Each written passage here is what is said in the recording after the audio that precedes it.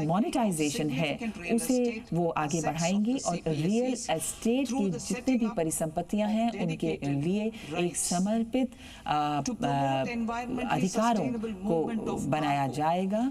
Cargo को पर काम करने के लिए भी नए समर्पित भाड़े से संबंधित यानी फ्रेट से संबंधित कॉरिडोर्स यानी गलियारे बनाए जाएंगे। इसके अलावा 2 नए राष्ट्रीय जल मार्ग बनाए जाने की बात भी माननीय मंत्री महोदया बता रही हैं। साथ ही 5 जलमार्ग उड़ीसा में बनाए जाएंगे।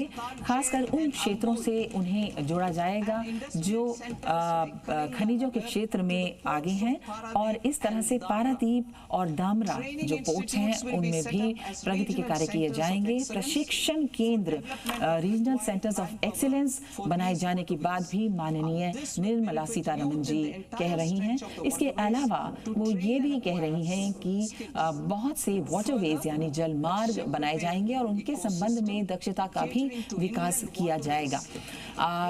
आंतरिक जल मार्गों को बढ़ाए जाने की उनको स्थापित करने की बात कही जा रही है, जिसमें वाराणसी और कोलकाता में खासतौर पे इसे बढ़ाया जाएगा।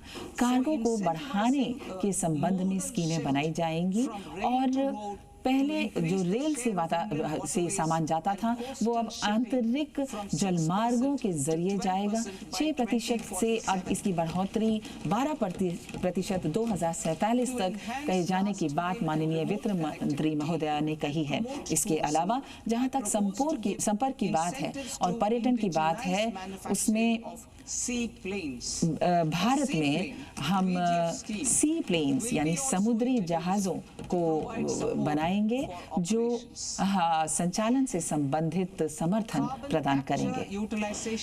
कार्बन को कैप्चर करने की बात के संबंध में माननीय निर्मला सीतारमण जी ने ये बताया है कि 2025 में कार्बन को कैप्चरिंग से संबंधित जो उपयोगिता है वो बहुत ज़्यादा प्रतिशत में आगे आएगी। उसमें हमारी जो त्वरित कार्य योजना है वो काम करेगी और इसमें 5 सेक्टर हैं जिसमें ऊर्जा, स्टील, सीमेंट, हमारी रिफाइनरीज और रसायन से संबंधित उद्योग शामिल किए जाएंगे। माननीय मंत्री महोदया 22,000 करोड़ रुपए अगले 5 वर्षों के लिए इसके लिए देने की बात कह रही हैं। जहां तक दक्षता की बात है, यह हमारे इंजन ग्रोथ है, ऐसा उनका मानना है।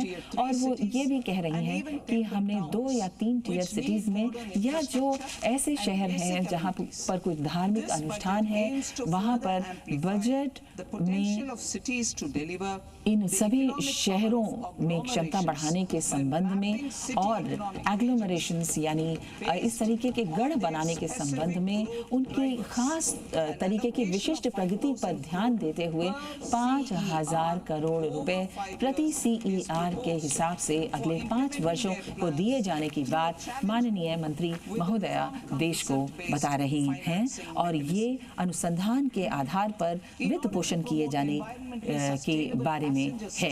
इसके अलावा हमारे पैसेंजर्स यानी यात्रियों के बारे में अगर हम कहें तो हाई स्पीड रेल गलियारे यानी कॉरिडोर्स शहरों के बीच बनाए जाएंगे, जिनमें वो कहती हैं कि संपर्क मुंबई से पुणे, पुणे से हैदराबाद, हैदराबाद से बेंगलुरु, हैदराबाद से चेन्नई, चेन्नई से बेंगलुरु और दिल्ली से वाराणसी और वाराणसी से सिलीगुड़ी के ये फास्ट ट्रैक कॉरिडोर्स माननीय मंत्री महोदया अपने बजट के जरिए पूरे राष्ट्र को बता रही हैं।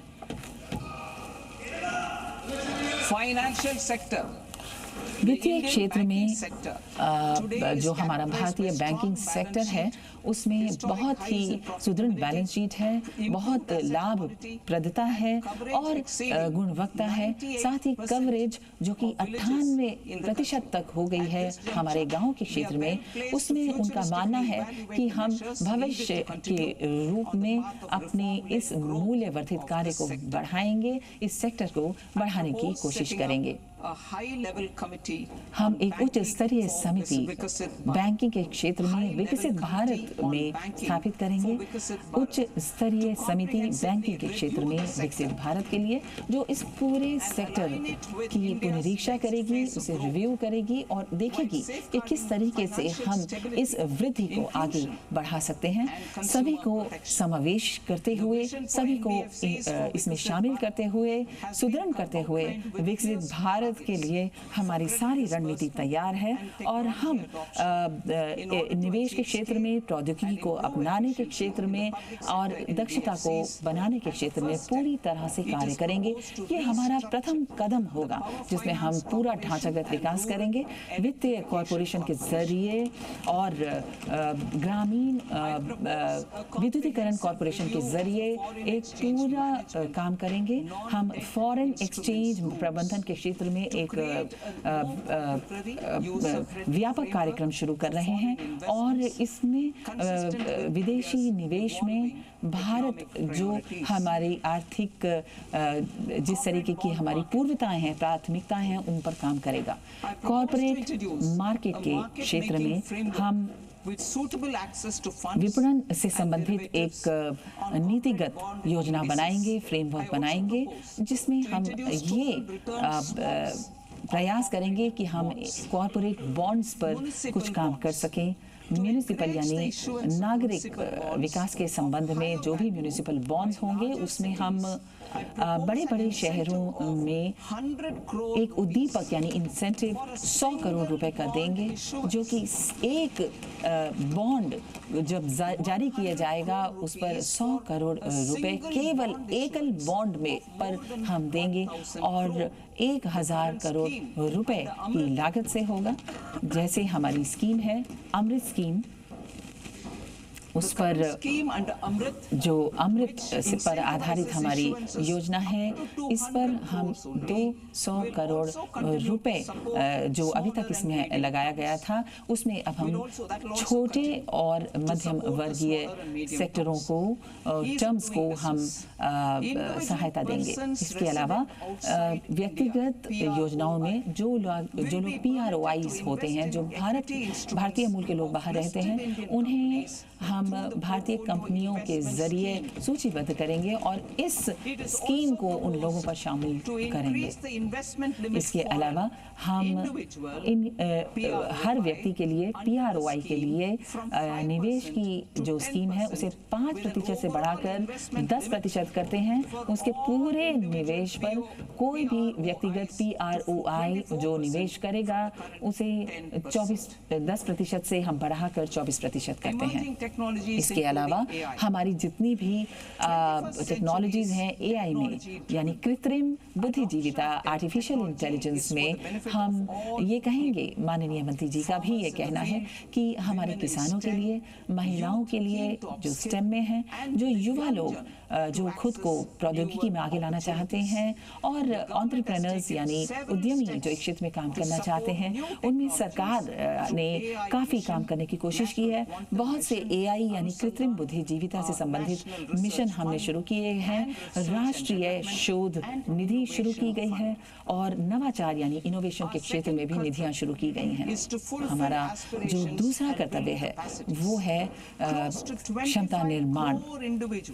25 करोड़ के करीब ऐसे लोग हैं जो बहुपक्षीय गरीबी से बाहर आए हैं और क्योंकि हमने बहुत ही ढांचागत विकास के साथ इसमें सुधार किए हैं इसलिए उन्हें इसमें राहत मिली है। हमारी सरकार ने इसलिए ये फैसला किया है कि हम इस बात पर नए तरीके से जोर दें कि सेवाएं जो हैं, सेवा सेक्टर में जो हमारा युवा भारत है उसको कुछ काम हम अलग तरीके से दे सकें। हम शिक्षा को रोजगार और उद्यमों के साथ जोड़ेंगे जिससे कि हम ये मेजर्स दे सकें जहां विकसित भारत के कई उपायों को पूरा किया जा सके। इस तरह से हमें सेवाओं में ग्लोबल नेतृत्व मिलेगा और 2047 तक वैश्विक हिस्से का भी हमें हक मिल पाएगा। बढ़ोतरी को देखते हुए, रोजगार को देखते हुए, निर्यात को देखते हुए हम उभरती हुई प्रौद्योगिकियों को यानी कृत्रिम बुद्धिजीविता यानी AI और कामों से संबंधित बहुत से उपाय करने की कोशिश करेंगे। इसके अलावा हम एक ऐसा रेंज बनाएंगे दक्षता के संबंध में लोगों के कैरियर का रास्ता बनाने के लिए, खासकर युवाओं के लिए मैं विभिन्न सेक्टरों में यहाँ पर कुछ प्रस्ताव देती हूँ। पहला, ऐसे संस्थान जो जुड़े हुए स्वास्थ्य से के संबंध में हैं, उनमें हम प्राइवेट और सरकारी सेक्टरों में कुछ संस्थान बनाएंगे। 10 चुने हुए विषय लिए जाएंगे: ऑप्टोमेट्री, रेडियोलॉजी, एनेस्थेसिया, OT प्रौद्योगिकी, अप्लाइड साइकोलॉजी यानी मनोविज्ञान, अप्लाइड मनोविज्ञान और स्वास्थ्य से संबंधित हम 1 लाख SPs अगले 5 वर्षों में यहाँ देंगे। इसके अलावा एक सुदृढ़ केयर प्रणाली यानी पीडियाट्रिक शिशुओं से संबंधित सेवाएं दी जाएंगी। NSQFs से जुड़े कार्यक्रम शुरू किए जाएंगे और बहुत से बहुदक्षता प्राप्त लोगों को प्रशिक्षण दिया जाएगा। बहुमुखी दक्षता में जैसे वेलनेस, योगा या स्वास्थ्य से संबंधित जो हमारे उपकरण हैं उनमें प्रशिक्षण करीब 1 लाख लोगों को अगले कई वर्षों में प्रशिक्षण दिया जाएगा। Hubs for medical value tourism. स्वास्थ्य के क्षेत्र में जो पर्यटन है वो बहुत लोकप्रिय होता जा रहा है और स्वास्थ्य के संबंध में पर्यटन की सेवाएं देंगे और इसमें एक स्कीम हम राज्यों के लिए शुरू करेंगे जिसमें 5 प्रादेशिक स्वास्थ्य हब्स शुरू किए जाएंगे जिनमें निजी सेक्टर को आगे लाया जाएगा। ये जो हब्स होंगे, ये जो गढ़ होंगे, ये स्वास्थ्य से संबंधित कॉम्प्लेक्सेस लाएंगे, स्वास्थ्य और इससे संबंधित सेवाएं दी जाएंगी। आयुष केंद्र, स्वास्थ्य मूल्य, टूरिस्ट सेंटर्स, डायग्नोस्टिक सेंटर्स और बीमारी के बाद की केयर से संबंधित सेंटर्स, और इस तरीके से एक और सेंटर शुरू किया जाएगा जिसमें काम के क्षेत्र में, स्वास्थ्य के क्षेत्र में डॉक्टर्स उपलब्ध कराए जाएंगे, AFHQs और उनके सहायक उपलब्ध किए जाएंगे। भारतीय के प्राचीन योगा को दुनिया में बहुत ही सम्मान मिला है और इसे वैश्विक तौर पर बहुत ही पहचान मिली है जब हमारे माननीय प्रधानमंत्री जी ने इसे यूनाइटेड नेशंस ऑर्गेनाइजेशंस में शुरू किया। इसी तरह से आयुष, आयुर्वेदा, इन सभी दवाइयों को वैश्विक स्तर पर बहुत पहचान दी गई है। इसके अतिरिक्त हमारे किसानों को उनकी बढ़ोतरी में बहुत ज़्यादा लाभ दिए जाने की बात कही गई है। हम ग्लोबल हब्स बनाने की बात करते हैं और इसमें हम ये भी कोशिश कर रहे हैं कि हम 3 अखिल भारतीय संस्थान आयुर्विज्ञान के यहाँ शुरू करेंगे।